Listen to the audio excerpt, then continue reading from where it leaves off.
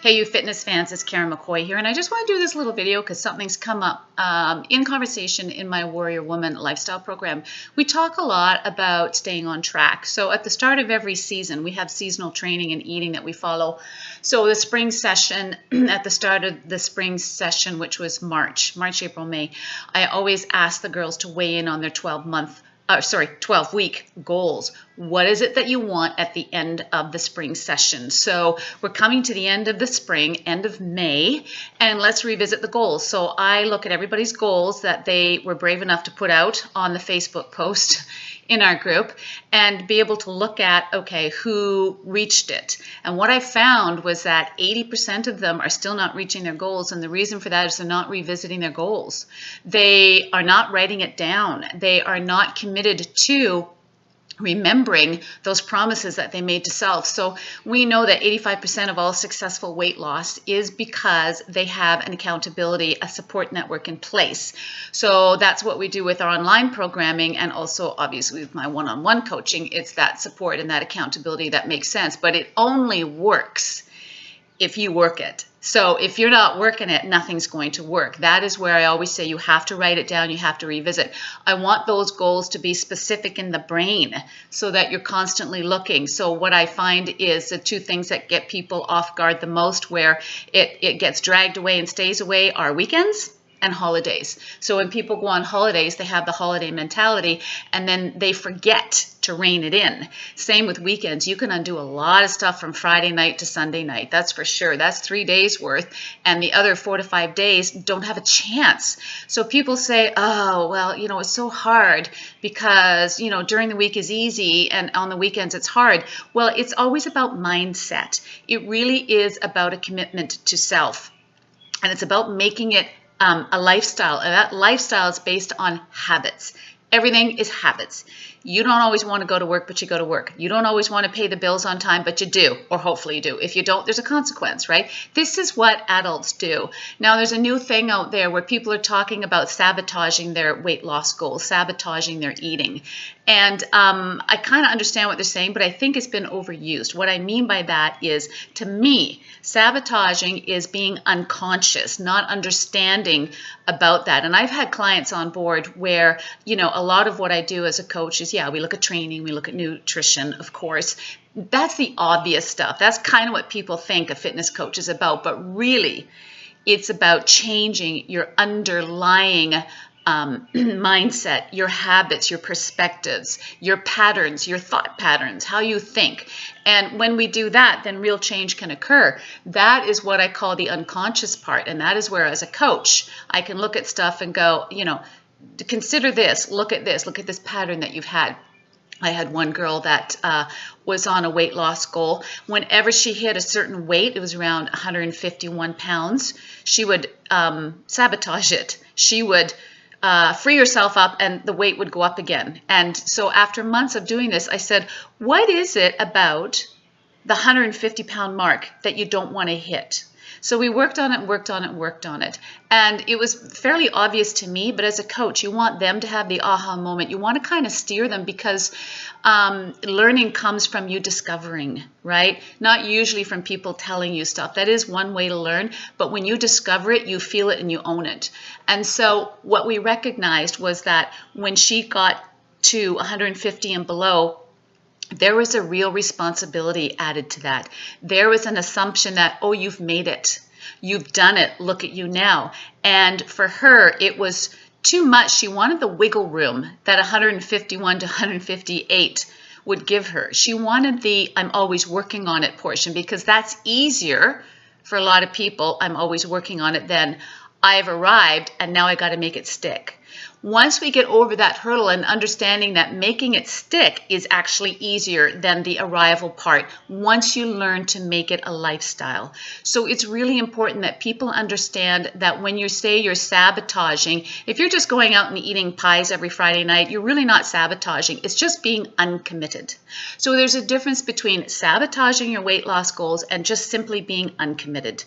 And I try to make women understand this, because when you're uncommitted, it's actually easier to recommit and to make a change than it is if you're sabotaging stuff because you don't know why you're doing something. A lot of girls say, well, I know why I'm doing it because I just like to eat. No, that's not usually it. What is it about the eating? What does it give you? It gives you a freedom from responsibility. It gives you, oh gosh, there's so many things. I mean, it depends on the individual. It can give you a sense of denial. It can free up, lack of love or a lack of fulfilling career or fulfilling relationships or whatever it happens to be. And so you have to find that little nugget in there. So are you really sabotaging your weight loss, or are you just uncommitted? And this is the time of year, spring coming into summer, where we see the biggest uncommittedness, if that's a word, because it is summer. And this is where everybody kind of lets it go. That, again, is a mindset. That, again, is a cultural phenomenon that says, woohoo, summer, I can let it go and I'll worry about it in the fall. The average woman comes back with 5 to 8 pounds on her in September because of the summer stuff. If you're not always holding the reins, and I don't mean tight, guys. I'm not talking about denial. People go, oh, it must be terrible being you, always living in denial. I don't live in denial. I don't count calories. I don't count macros, but I'm a really good eater because I've learned the trade. After decades of doing it all wrong, after decades in my 20s, 30s, 40s, and now my late 50s, I've got it. I've got it, but I've done the work. And so I can fast track clients because I've been there. I know what you're going through. I know the process of what you're going through. I know the thinking patterns too. So it's really important that people understand that there is a way out, but you have to really define it. Are you like doing everything right and going, I don't get why every time this happens, or why every Friday night I go off the rails?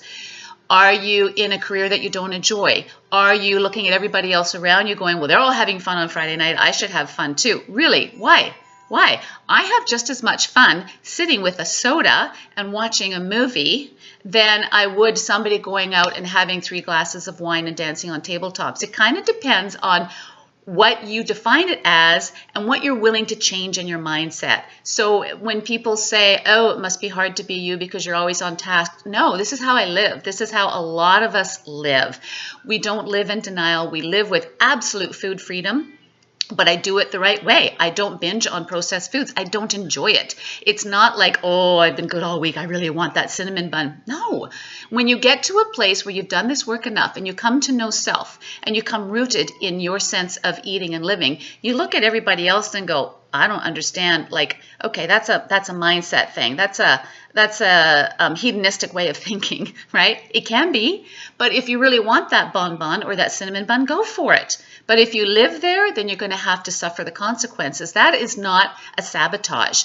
That is just an uncommitted life. So really define it, guys. I'm really asking you just to be really truthful with yourself, if only for the fact that you deserve to move forward in this, and also having a support group or having somebody behind you that can absolutely be there and go, yeah, I know, I fell off Friday night too. Whoo, it was nacho night at our house, or whatever it happens to be. And suddenly you start to recognize that there's a whole group of people out there that are all struggling with the same. But when you start talking about it, you can look at the insanity of it and go, yeah, like, why? And then, like I always say, there's a lot of us come to the other side.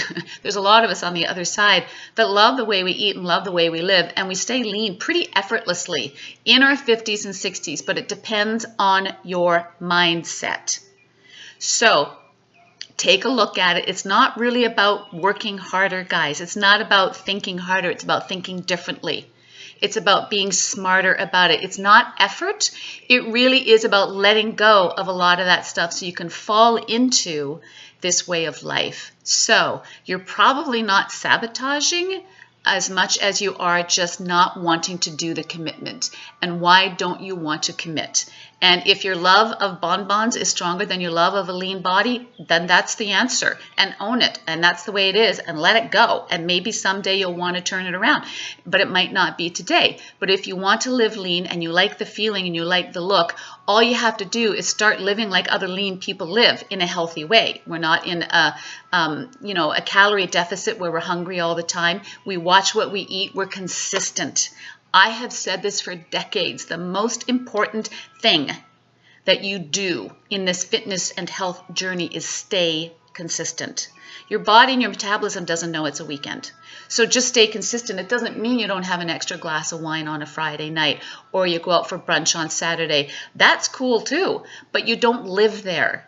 You dip your toe in the water and then you come back, because as a mature lifestyle athlete, you enjoy how you eat and how you live and how you look on a daily basis, 7 days a week. And if you're not in that mindset, then that is in itself a sabotaging effort, because you're living like the majority. Monday to Friday, they live tight. Friday to Sunday, they blow it all away. And Monday, they drag themselves back to work and back into the gym and go, oh, I got to start over again.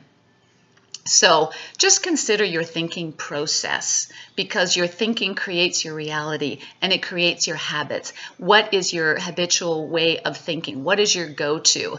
If you're thinking the way the majority thinks and the way the majority lives, like I always say, the majority doesn't have it right. You want to live on the periphery, you want to live a different life. You want to live like the minority, because the majority just doesn't have it right. They are spinning their wheels, man. And I see more and more eating dysfunctions or disordered eating, disordered thinking, especially in aging women, because they've had years of dieting and now there's this whole new thing on the horizon called macros, and if it fits your macros, and intermittent fasting, and cut out dairy, and cut out this, and cut out that, and keto, and oh my God. No wonder women are going crazy, and no wonder they're getting even more confused as they age in this lifestyle program than the way we used to be, because it was pretty no nonsense before. But now it's crazy, and people are looking for the golden goose egg, and it's just not there, guys. It's like that that parable about the Buddha who was looking for the secret to life, and he was looking everywhere, the mountaintops, in the oceans, and he was trying to find the gem, and they went, it's inside of you. That's where we put it, because we knew it would be the last place you would look, right? So if you can't do it on your own, or you're trying to get more knowledge and a better toehold on this, find a good coach that lives the life that you want, that emulates the life in a truthful, honest, authentic way, and lives the way that you want to live, with freedom and inspiration and motivation, and to wake up every day and love the way you look and live and feel. And that is where you want to steer your boat. And there's a few of us out there, and we're out there to support you in it. But do take a hard look at your inner world. And instead of saying, well, I am not losing weight because I like food. No. That's the surface stuff, man. That is like being 5 years old, where you're going, I just like my food. No, that's not it. And if you're really not into weight loss, you can say that too. Just say it. I'm not interested in it. This summer, I'm not interested in it. I just want to have fun. But that fun is going to mean probably added weight. And if you're okay with it, own it, guys. Stop warring with yourself. But if you really want to get to the heart of it, start looking at what you're thinking right before you reach for that something. What is it right before you reach for that? Okay? Oh, it's Friday night. I had such a rough week. Boom. Oh, wait a minute. Was it such a rough week? And do I need to reward myself with food? Not necessarily. You're not a dog. You don't have to reward yourself with food. You can reward yourself with something else. But unfortunately, in our society, we see reward as food and drink. Doesn't have to be. I used to reward myself with going for a long walk along the ocean. That to me is like the best, right? So there's other ways of rewarding, but unfortunately we're living in a world where we're looking at everybody else around us rewarding themselves with food and drink, going, oh, I'm missing out. That must be, yeah, it's okay. And there's validation in the group, right? But like I say, the group, the majority, does not have their finger on the pulse. They just do not. And that is why us coaches have been around for a long time and busier than ever, because people they're straying even more. They're getting further away from the basics and the simplicity of it. And it really takes a committed person. It takes somebody that doesn't want to look at six-pack abs on Instagram and go, okay, I'm following her because of what she does. This takes work, guys. It's like writing an essay. You have to sit down and you have to put in the basics and then flesh it out and try it out and edit and edit and edit. That's what makes good writing. As a writer, I know this one for sure. It takes a lot of editing to make something complex look really simple, like somebody doing, having to shoot baskets 10,000 times.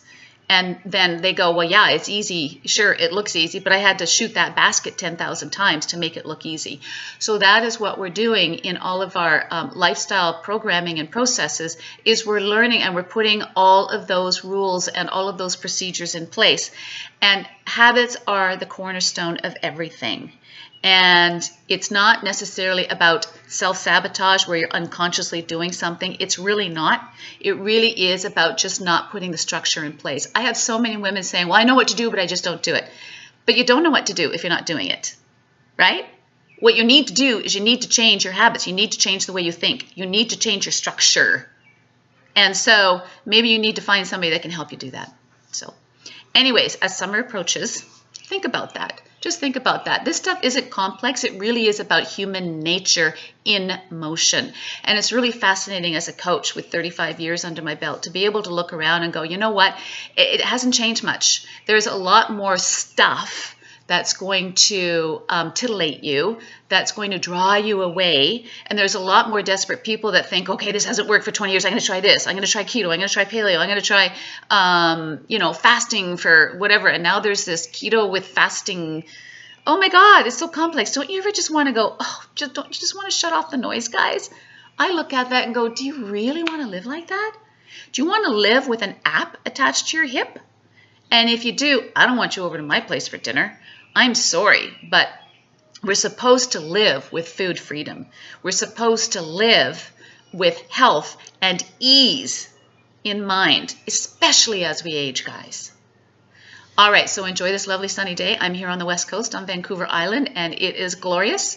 And looks like we're going to have another smoking summer, but I mean, our summers start in April anyways, so it's a pretty cool day. I hope it's good wherever you are.